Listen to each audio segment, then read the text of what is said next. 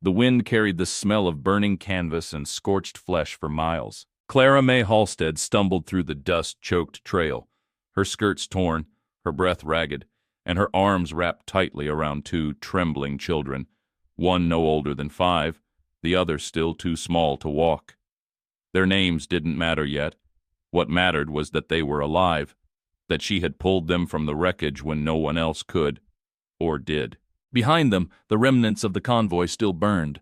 Wagons smoldered like broken bones. Horses lay silent. And not a soul had survived the ambush but her. Clara didn't look back. She knew what she would see. Smoke, blood, and everything she had once believed in gone. They walked for hours. Clara's boots cracked. Her hands bled. The older child, a boy with ash-blonde hair and glassy eyes, hadn't spoken since the attack.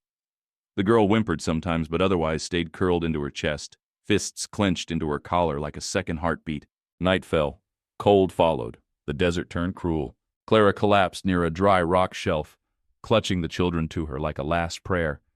She whispered stories, half-remembered nursery rhymes. Anything to fight the silence. Anything to stop remembering the screams. That was when she heard it. Hoofbeats. She grabbed the iron stake from her belt, nothing but a bent wagon tool now, and crouched over the children. Her heart thundered. Out of the dark came the figure on horseback. Alone, broad-shouldered, silent.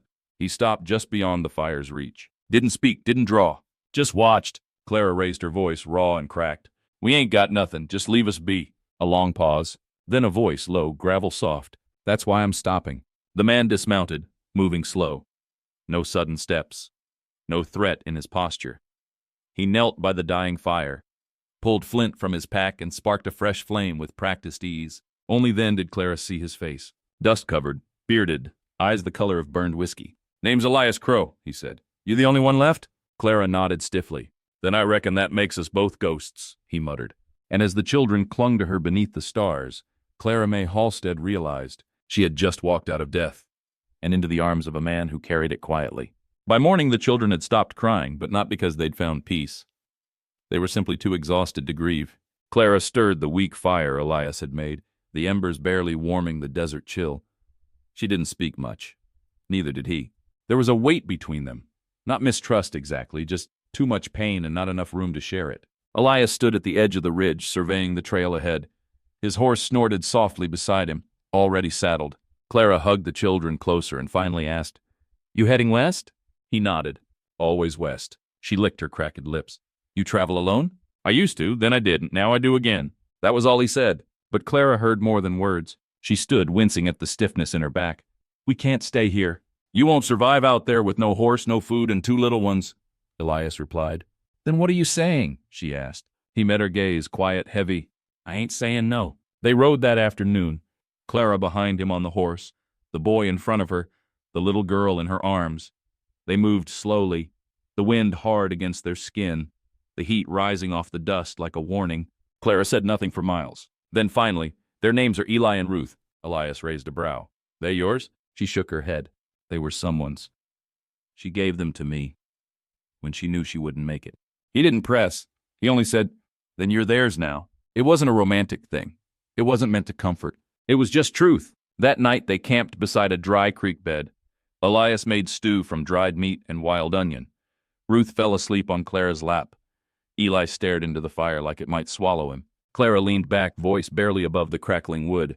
You said you used to ride with someone. Elias didn't answer right away. Then, her name was June. Clara glanced sideways. Your wife? He gave the slightest shake of his head. Not by law, just by soul. What happened? He stirred the fire with a stick. Same thing that always does. The world wanted something we had, and took her to get it. Silence again. But it wasn't empty. It was the kind of silence that understood loss. When Elias handed her a blanket, their fingers brushed. He didn't pull away. Neither did she. And that night, as the stars blinked overhead and the coyotes howled in the distance, Clara May Halstead closed her eyes not as a woman lost to grief, but as one slowly learning to share the burden of survival with a man who had stopped saving people long ago, until now. The town of Briar Fork wasn't much more than a pair of saloons, a crooked chapel, and a general store clinging to the edge of nothing.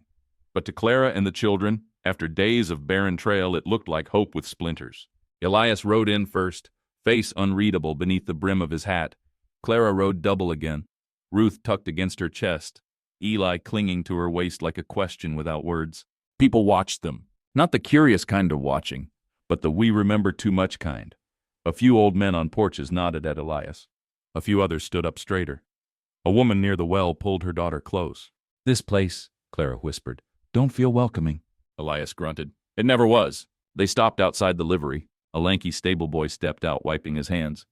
"Didn't expect to see you again, Crow." Elias didn't smile. "Didn't expect to come back." The boy eyed Clara, then the kids. "That your family now?" Elias looked at Clara briefly. She held the gaze, steady. "Something like it," he said. At the general store, Clara took stock of what they needed. Flour, cloth, new boots for Eli. Elias tossed a coin pouch on the counter, more generous than most men would have been. The shopkeep, a man with a scar through his beard, stared at him hard. "Thought you were run out of this town 3 winters ago." Elias didn't blink. "Things change." "Not here, they don't." The shopkeep handed Clara the goods, then leaned in. "Watch that one," he said low. "He's got a trail of bodies longer than the river." She met his eyes. "So did the men who burned our convoy. But they didn't offer me fire, food, or a place to sleep." The man didn't speak again. Later, at the edge of a town, they camped by an abandoned windmill. Clara stitched Ruth's dress while Eli gathered dry grass. Elias watched the horizon, always watching. "This town knows you," Clara said softly. Elias nodded. "Used to run with a gang long time ago, before June." "Do they think you're still that man?" "They want me to be. Easier to hate what they remember than accept what's changed." Clara tied off the thread in her hand. "So what changed you?" He looked at the children, then at her. "Fire took everything, then silence gave it back." That night, as the moon rose, Ruth slept in Clara's arms again, and Eli curled up beside Elias like he'd done it all his life. And for the first time, Clara whispered a truth into the fire she hadn't even admitted to herself. "I don't know where we're going, but I feel safer when you're there." Elias didn't answer, but his hand drifted just close enough that hers touched it, and stayed. The next morning, Briar Fork was still asleep under a pale haze when Clara stepped outside the livery. She inhaled the crisp air, her heart unusually light. The children were safe. Elias had found them an abandoned bunkhouse on the edge of town. It had holes in the roof and dust in every corner, but it had walls, and that felt like a gift. But peace, she'd learned, was a thing borrowed, not given. And by the time the sun kissed the ridge, trouble came walking in a long coat. Elias spotted him first. A man built like a memory, gray hair tucked behind his ears, a scar crawling down his jaw. His boots dragged the dirt with the heaviness of someone used to riding away from bad deeds. He leaned against the saloon rail, sipping something darker than coffee, and called out before Elias even reached him. "Ain't dead yet, Crow?" Elias stopped cold. Clara, walking a few steps behind him, froze too. "Reese," Elias muttered. The man smirked. "Been a while." Clara stepped forward slightly. "Friend of yours?" Elias didn't look at her. "Used to be." Reese's eyes flicked toward Clara, lingering too long. "So this is what retirement looks like for the man who rode through Gila Canyon with blood in his saddle." Elias's hand twitched near his side, but not for a gun. Clara noticed. So did Reese. "Don't worry," the man said, backing off just enough to be smug. "Ain't here to dig up ghosts. Just passing through. But thought I'd say hi to the man who once left me bleeding in a gulch for a bag of coins." Elias looked at him, cold and steady. "You shot a child." Reese shrugged. "Didn't know he was yours." He wasn't, but he mattered. Silence dropped like a hammer between them. Then Reese tipped his hat at Clara with mock politeness. "You cook, miss?" Clara's jaw tensed. "I survive." "Good," he grinned. "You'll need the practice." And with that, he was gone. That night, Clara didn't ask questions. She didn't need to. She'd seen Elias shake for the first time. Not with fear, but with restraint. After the children were asleep, she found him by the barn, staring at the moon. "You want to tell me who he was?" Elias didn't answer right away. "A mistake I rode with. When I was younger. Meaner." He looked down at his hands like they still carried blood he couldn't scrub clean. "We burned towns. Took what we wanted. But there was a boy. Just a boy. And Reese shot him because he cried too loud. That was the night I left." Clara stepped closer. "And what if he didn't leave you?" Elias met her gaze. "Then the past just rode back into my life wearing a grin?" She reached out and held his hand. "Then we don't let him burn this life too." But even as her voice settled in the air like comfort, far beyond the hills, smoke rose, and something worse than Reese was riding behind it. 2 days later, the first barn burned. It wasn't Elias's, nor the bunkhouse Clara helped patch together for the children, but it was close. Close enough that the orange glow painted their windows at midnight, and the heat made Elias reach for his old rifle without thinking. Clara was already at the door with her boots half-laced. "Was it him?" she asked, no tremble in her voice. Elias didn't answer. He didn't need to. By morning, the town buzzed like a hornet's nest. Old-timers murmured that Reese Holt was back. Folks who had once feared Elias began watching him with the kind of sideways glances that said, "If trouble comes, it came for you." Sheriff Danton paid them a visit before noon. He was a man with a voice too calm and hands that always hovered near his belt.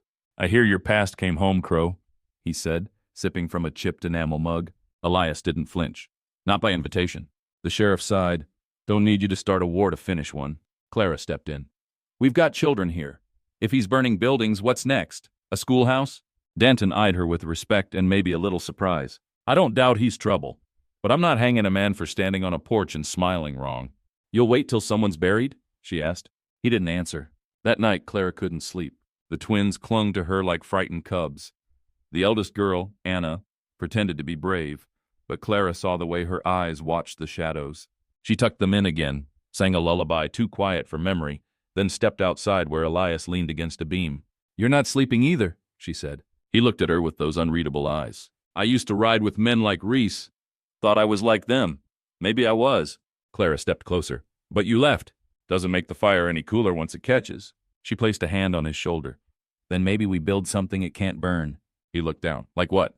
"Hope." The next morning, Clara walked into town alone. She stepped into the general store, gathered cloth, dried food, and, quietly, asked for oil, salt, and 2 iron traps. When the storekeeper raised a brow, she smiled faintly. Sometimes a quiet woman sees what loud men miss.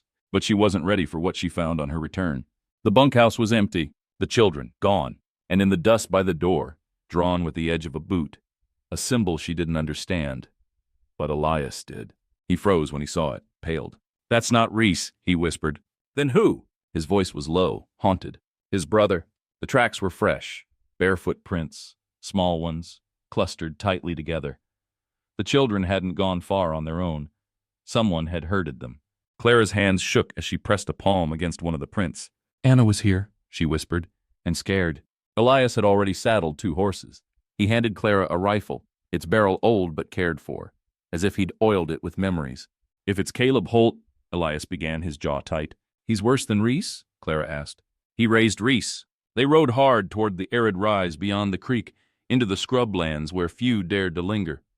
Hawks circled overhead, and the wind carried the scent of mesquite, and something else. Ash. By dusk, they reached the old mine shaft. The entrance was black and wide, like a mouth waiting to be fed. Clara felt it in her bones. This place had swallowed souls before. Elias dismounted first, his hand grazing a splintered wooden post where a lantern once hung. On it, nailed askew, was a scrap of blood-stained fabric, part of Anna's dress. Clara paled. "He's taunting us." Elias nodded. "It's Caleb's way." "And yours?" His gaze locked with hers. "I protect what's mine." They entered the shaft with lanterns and silence. Each step echoed like distant thunder. Inside, the air was stale, dusty with time and forgotten cruelty. In a side tunnel, they found the twins, alive but gagged and bound. Clara rushed to them, tears flooding her eyes as she cut the ropes with shaking hands. But before she could ask about Anna, a voice slithered from deeper in the dark. "She's with me." Elias stepped in front of Clara, rifle raised. "Caleb," he called out, "it ends here." The reply was laughter, slow, unhurried. "Ends, brother, this starts here." From the dark, a figure emerged. Caleb Holt, older than Elias, but harder somehow. His face was thin, stretched with spite. Beside him stood Anna, her eyes wide but unhurt. Caleb touched her shoulder gently. "She's got fire," he said. "Like her protector." Elias didn't lower the rifle. "Let her go." "Why? So she can grow up broken like the rest? You think putting a woman in a kitchen and calling it safety makes the world right?" Clara stepped beside Elias. "You don't get to talk about safety. Not when you drag children into your war." Caleb's eyes flicked to her. "You must be the widow." His lips curled. "Tell me, what did you see in Elias? The quiet? The guilt?" "The man who came back for us," Clara said firmly. Elias cocked the rifle. Caleb laughed. And then, without warning, he shoved Anna forward and fled into the dark. Elias caught the girl just in time while Clara rushed to the twins. "He's going to trap the mine," Elias muttered. "He'll collapse it with us inside." Clara's voice rang clear. "Then we don't leave a trail. We leave a message." They made it out seconds before the explosion. The earth roared behind them as dust shot from the entrance like a beast exhaling. The mine, Caleb's fortress, had become his tomb, Or so they hoped. That night, under the stars, Clara watched the children sleep. Elias sat beside her, silent as always. But when she reached for his hand, he didn't pull away. "You saved them," she said. "No," he replied. "You saved me." The mind collapsed, but the memories didn't. Even with Caleb Holt buried beneath 100 tons of rock, Clara and Elias carried his shadow in every step they took back toward the homestead. The three children clung to Clara, their hands never quite leaving the fabric of her skirts. Anna, especially, walked in silence, her once bright eyes now dimmed, not broken but wary. That night, Elias didn't sleep. He kept a quiet watch from the porch, his rifle leaning beside him, his gaze scanning the tree line. Clara watched him from the window, a question on her lips she hadn't dared ask before. "Did you ever love him?" She stepped outside with a blanket and handed it to him. He looked at her, then at the stars, then answered. "He was my older brother. When I was 10, he taught me to ride. When I was 12, he taught me to lie." "And when you were a man?" she asked softly. "He taught me what not to become." Over the next few days, Clara settled into her role not as cook, but as mother. The children responded to her in ways that warmed even the most frozen parts of her heart. James, the eldest of the twins, began carving little wooden figures and leaving them by her bedside. Lily braided Clara's hair in the mornings and kissed her cheek without a word. Anna, though, was the quiet one.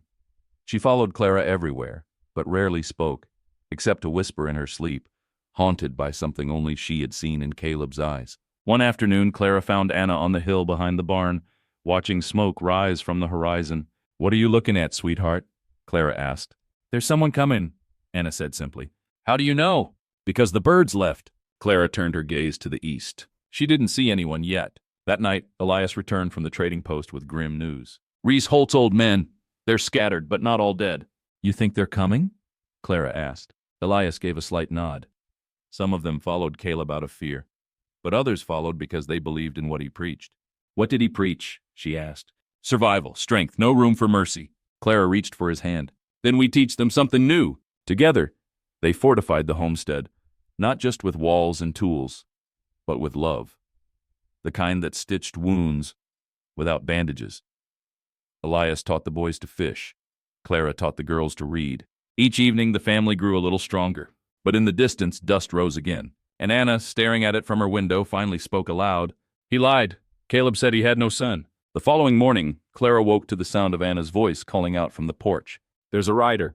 Elias was already halfway to the barn, rifle slung across his shoulder, jaw tight. Clara joined him moments later. They both watched the lone figure galloping through the dust cloud, flanked by no one, carrying no pack, no weapon drawn. He stopped 20 yards from the gate.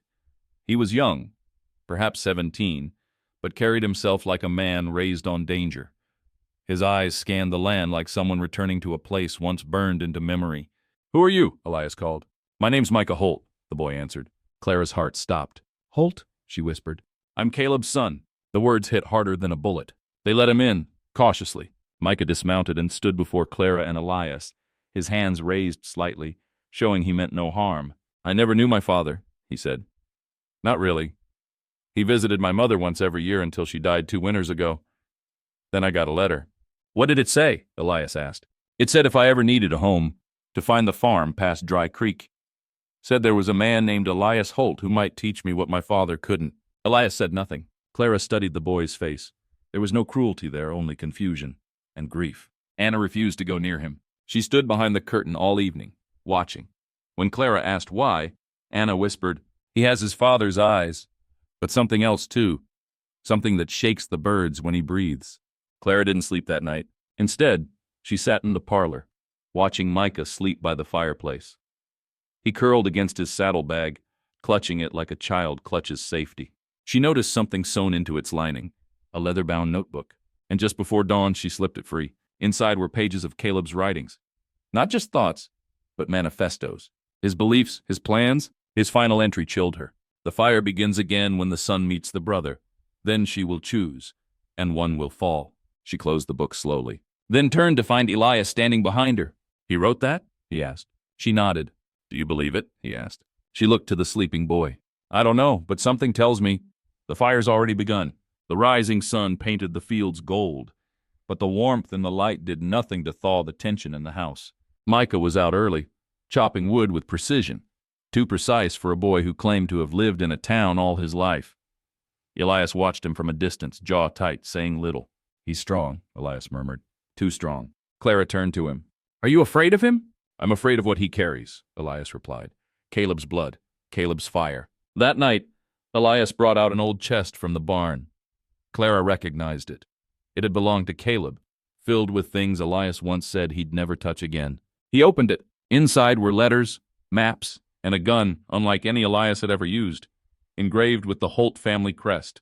"He left this behind the last time," Elias said, running his hand over it.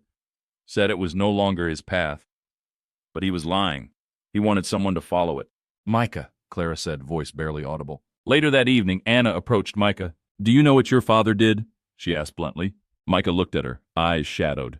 "I know people whisper his name like it's poison. I know he lit fires and made enemies, but no, I don't know everything."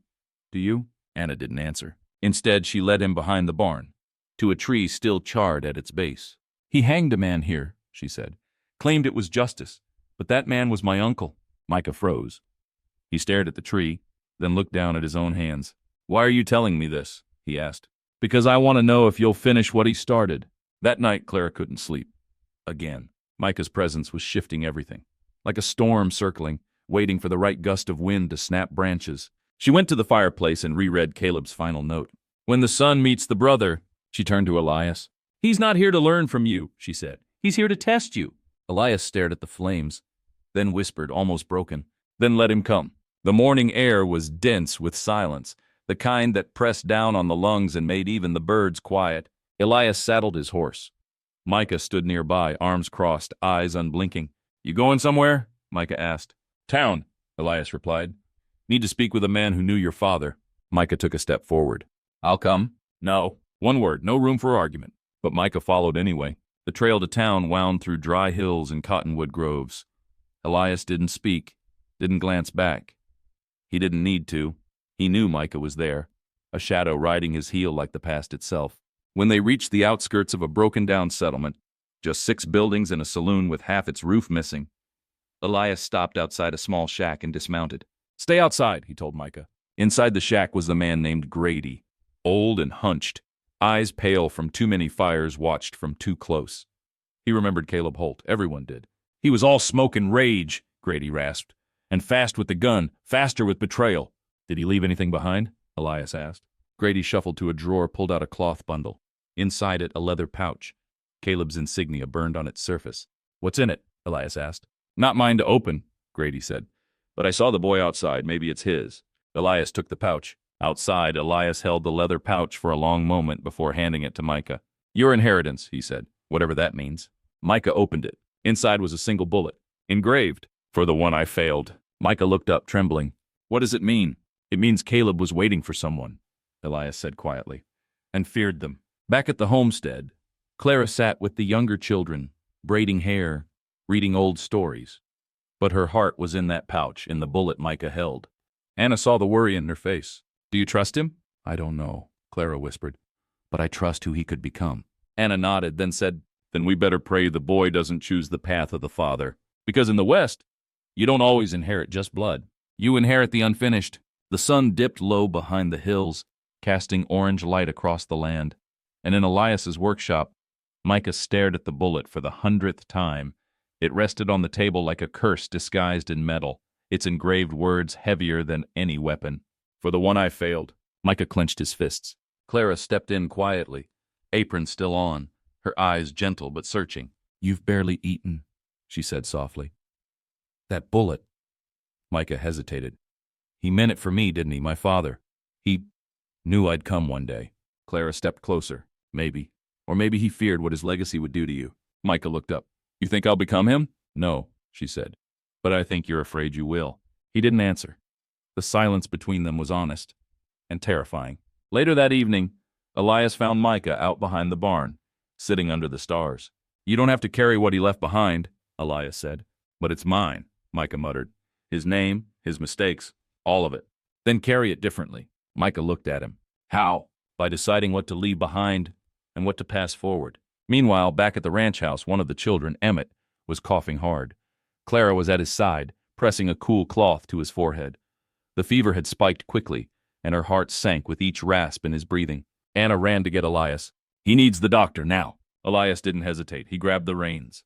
"It's a long ride. 2 hours to town, maybe more at night," Anna warned. "We'll make it one," Elias growled. Micah stepped out of the shadows. "I'll go." Elias looked at him. For the first time, no judgment, only trust. "You sure? It's time I did something his bullet never could, save a life." The ride was brutal. The trail to town at night was known for more than just coyotes. Halfway through the woods, 2 shadows moved in the dark. Bandits, ghosts, remnants of the same men who had followed Caleb. Micah didn't stop to ask. He rode harder. The dust didn't settle until morning. And when the doctor arrived at the homestead, the child still breathed. Clara cried that night, not because Emmett was safe, but because Micah had returned different. He walked through the door with blood on his knuckles and dirt in his teeth, but his shoulders no longer carried someone else's name. They carried his own. The kitchen smelled of fresh cornbread and sage that morning. Clara moved with quiet purpose, her hands kneading dough on the worn wooden counter. It was an ordinary act, but there was something different about her rhythm. Lighter, calmer. She glanced at the window and saw him. Micah was out by the barn, showing Caleb how to hitch a plow team, patient and steady in a way no one expected from a man with that much darkness behind his eyes. "He came back for all of us," Clara whispered to herself. Later, after breakfast and chores, Micah lingered near the fire where Clara mended a torn quilt. He looked down at her hands, the same ones that had stitched his wounds, held fevers at bay, wiped away the children's tears, and his, though he'd never admit it. "You don't have to stay," he said suddenly. Clara looked up, confused. "What do you mean? I see how the kids cling to you, how Elias counts on you, and me." He paused. "I brought enough ghosts." Clara's eyes didn't waver. "That's funny," she said softly, "because I thought you were the one who kept this house from falling apart." He shook his head. "You don't know half of what I've done, maybe. But I know who you are when you're holding a sick child, or teaching Caleb to mend a boot, or sitting quietly beside me like this."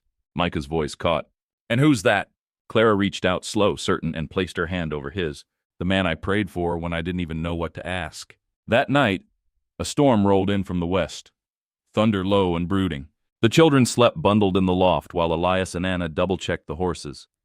Inside, Clara and Micah sat by the fire, not touching, not talking, just breathing in the space they now shared. At some point, Micah spoke. "Clara, if I stayed, if I asked to stay as more than just a ranch hand, would you let me?"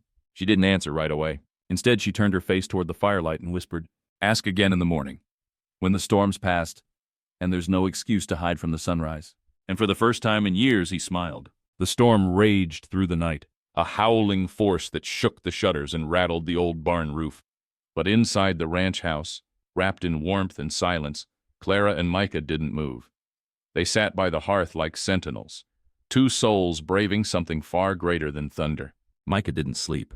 He watched the fire dim to embers, then flicker back to life when Clara stirred to feed it more wood. Neither of them spoke. Yet every time her hand passed near his, he felt steadier, less haunted. As the sky began to lighten, bruised pink and silver beyond the storm clouds, Micah stepped outside. The ground was soaked. The hills glistened with fresh rain. And somewhere out there, behind the low mist and distant peaks, the sun broke through. He heard the creak of the door behind him. Clara stepped out barefoot, her shawl wrapped around her shoulders. Micah turned. His heart was hammering. "You told me to ask again." She looked up at him, eyes still sleepy but steady. He took a breath. "Clara, I don't have riches. I don't have land of my own. I've lost more than I've ever earned. But I have hands that can build, and I have a heart that, ever since you looked me in the eye in that clinic, I think it's belonged to you." A soft breeze moved through her hair. "I want to build a home with you. Not just for the children, not just for the ranch, for us, if you'll have me." For a moment, all she did was blink at him. Then her lips curled into something that wasn't quite a smile, but warmer, deeper. "Micah, you already built it. The moment you taught Anna to braid her own hair, the moment you carried Elias in from the field with his twisted ankle, the moment you fixed that squeaky stair without being asked." She stepped forward. The only thing left to do is say it out loud. Inside, 6 small faces were pressed to the loft rail, watching, hoping. When Clara and Micah walked back in, hand in hand, Caleb was the first to cheer. Elias shouted something about where the wedding should be. Anna ran up and hugged Clara's waist, whispering, "I knew he loved you." Micah's eyes misted over. Clara laughed, breathless. "Guess there's no more hiding it. Out on the porch that evening, as the sun dipped behind the ridge, Micah sat with Clara beside him, her head resting gently on his shoulder. No words, no ghosts. Just a home, and it had never felt more earned. The next morning it was Anna who declared, "We need a wedding, a real one, with flowers and cake, and dancing." Micah chuckled from behind his coffee mug. "Is that so?" Clara gave him a side glance. "You scared?" He set the mug down. "Only of your baking." The room burst into laughter, but the idea had already taken root, fast and wild like spring bloom after a long winter. 3 days later, the cottonwoods down by the creek were strung with wildflower garlands. A patchwork of borrowed quilts was laid out on the grass. The town preacher, an old friend of Micah's who'd once owed him a favor, arrived with his Bible and a broad smile. The whole valley seemed to hold its breath. Clara wore a simple ivory dress, one borrowed from a neighbor and tailored in a rush by Mrs. Hadley, who claimed she hadn't done proper seam work in 20 years but still had the hands for it. Her hair was braided and tucked with little sprigs of lavender, and when she walked toward Micah, the sun caught her in a way that made even the most hardened cowboy go quiet. Micah, in a freshly cleaned shirt and his one decent coat, looked stunned. "You sure you're not dreaming?" Clara whispered when she reached him. "If I am," he said, "don't wake me." The vows were simple. "I do," he said with both reverence and awe. "I do," she answered with both strength and softness. The children cheered before the preacher could even finish the blessing. That night they danced. Micah took Clara's hand and twirled her beneath the cottonwoods. The lanterns above them swayed gently in the breeze, casting halos of light and shadow over their faces. Even the youngest of the children stayed up past their usual bedtime, giggling and swaying barefoot to fiddle tunes hummed and clapped by neighbors and friends. Caleb handed Micah a whittled wooden horse. "For your new house. It's for luck," Elias whispered to Clara. "Now you're really our ma." Clara swallowed hard, pulling him into a tight hug. "I always was." As the music faded and the stars took over the sky, Micah and Clara sat on the edge of the quilt with their hands still entwined. He leaned close and said softly, "You didn't just rebuild your life. You built mine, too." She kissed the corner of his mouth and answered, "Then we'll keep building together, brick by brick, heart by heart." And under a sky wide enough to hold every loss and every promise, they did.